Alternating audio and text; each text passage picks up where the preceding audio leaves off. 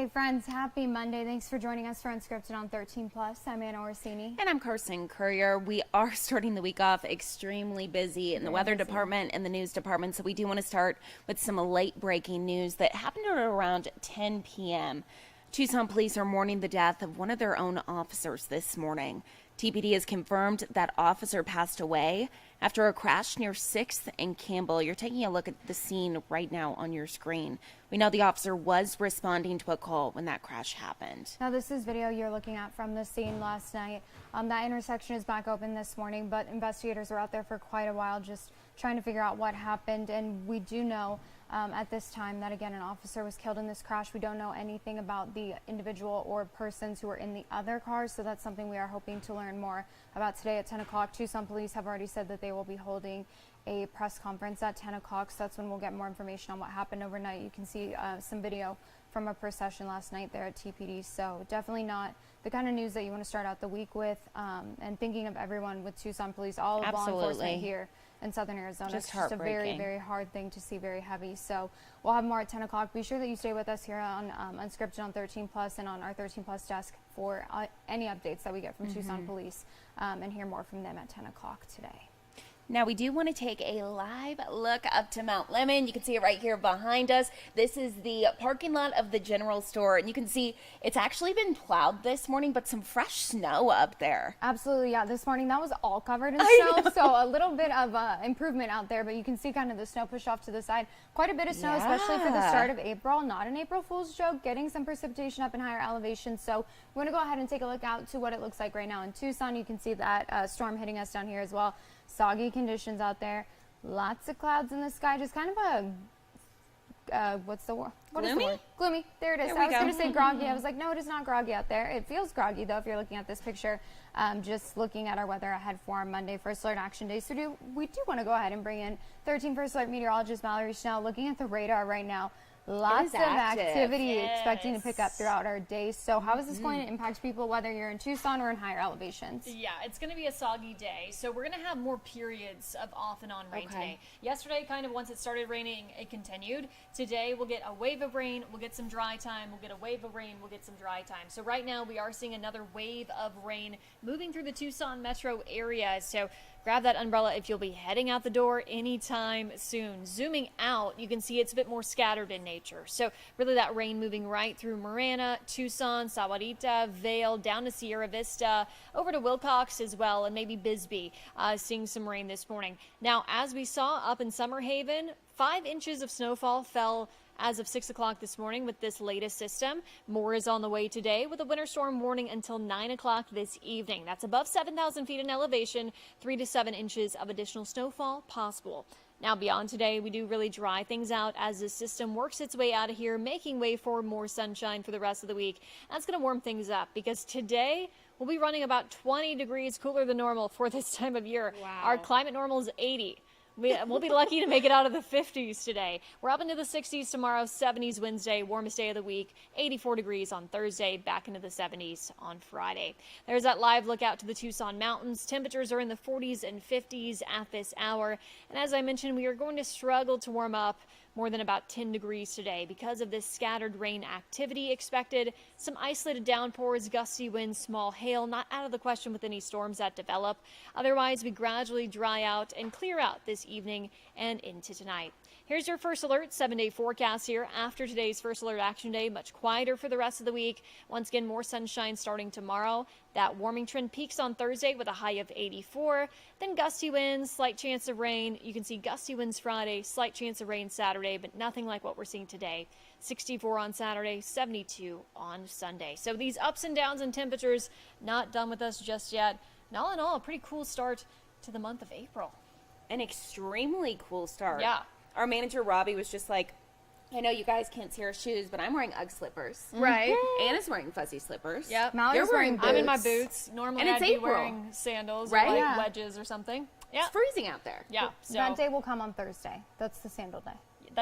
there you go. Perfect. Thank you, Sandals on Mallory. Thursday. Of course. Awesome. Well, Thank you, the Mallory. good news is that heading into this week, getting those storms kind of moving out for midweek, because tomorrow actually is the start of International Dark Sky Week. And we know that we have a lot of dark sky communities here in Arizona, 19 of them. And Tucson is very special because it's actually home of the International Dark Sky Association. If you didn't know Exactly. that. So, Now, okay, when you first came to Tucson, did you notice, because it was one of the first things I noticed. Yeah. I was like, it's so dark. It is There's not a dark. lot of street lights, which is why it's great for stargazing. We are that dark sky community, but yeah, If you ever head out noticeably dark. to like Star Pass at night, I'm fighting for my life out here because it is so dark. It is very dark. It is but very dark. Great news for all those folks who love to just stargaze. Yeah, and there's a lot of places aside from here at home that you can go out and look at the skies and the dark skies this next week. So we spoke with Josh Coddington, who is the Director of Communications, PIO, for the Arizona Office of Tourism, and he showed us, aside from all the different places that you can go, some beautiful pictures of what you can expect if you are heading out to celebrate International Dark Sky Week. So we want to go ahead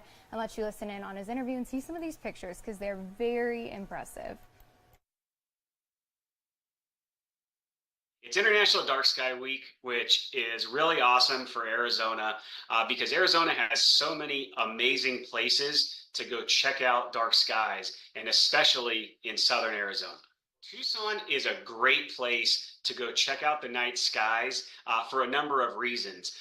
One of my favorite reasons is that the International Dark Sky Association, which actually started at International Dark Sky Week, was founded in Tucson because of its amazing ability for people to see the dark skies there. So it's really a spectacular place to view dark skies out in the desert or wherever you may be able to do it.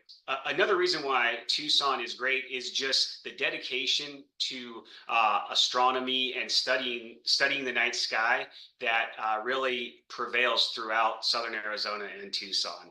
So it's really just a special place and a great place for viewing dark skies. So a great place to check out dark skies right by Tucson is at Oracle State Park. Now, Oracle State Park is just on the other side of the Santa Catalina Mountains from Tucson, which is actually one of the keys to it being such a great place, because the mountains actually block the light from Tucson, and so that leaves very clear and very dark skies above Oracle State Park. So that is really a great reason. And Oracle State Park also does what are called star parties, where they're actually dedicated to the night sky. And when they do that, they actually bring out astronomers from the Tucson Amateur Astronomy Association who come out, bring their telescopes, and they let the public use them. They give talks, they answer questions. So it's really just an amazing experience at that park to view dark skies. So another great place to see dark skies in Arizona is Picacho Peak State Park, which is just up the road from Tucson.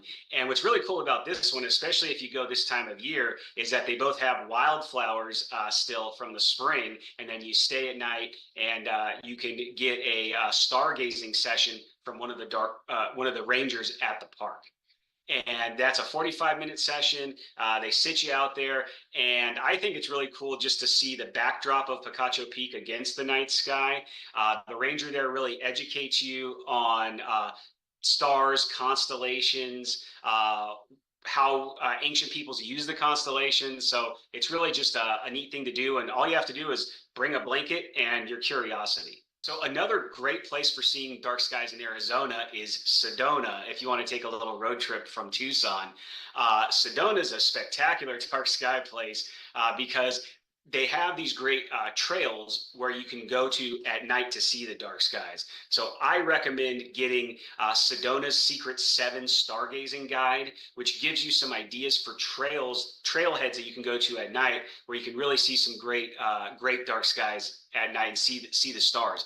So it's really a cool way to do it and a cool way to navigate that.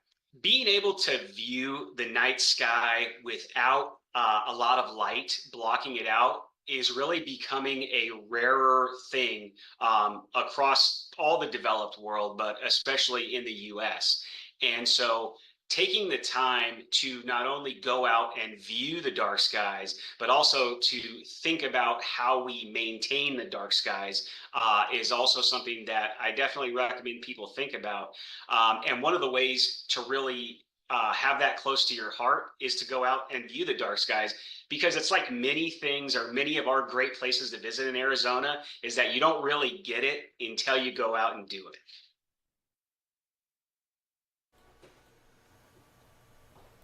Now, if you would like to learn more information, a really good place that you can start is the Arizona Office of Tourism website. That's visit arizona.com.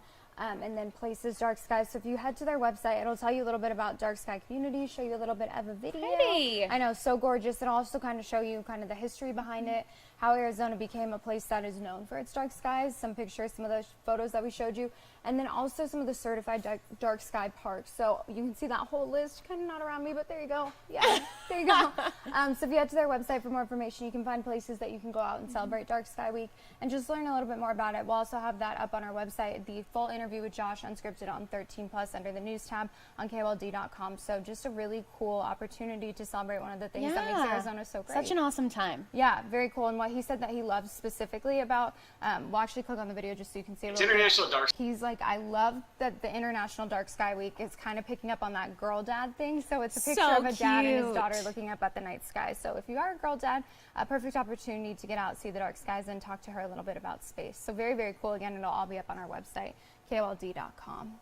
And turning now to some international news that we're following today on a heavier note, something overseas. After a 2-week raid at Gaza's main hospital, Palestinian residents say the Israeli military has withdrawn its troops. Now, the Israeli military described the raid as one of the most successful operations of the nearly 6-month war, saying it killed Hamas militants, it seized weapons, and it gathered important intelligence. But critics accuse the army of recklessly endangering civilians and decimating a health sector already overwhelmed with those wounded from the war.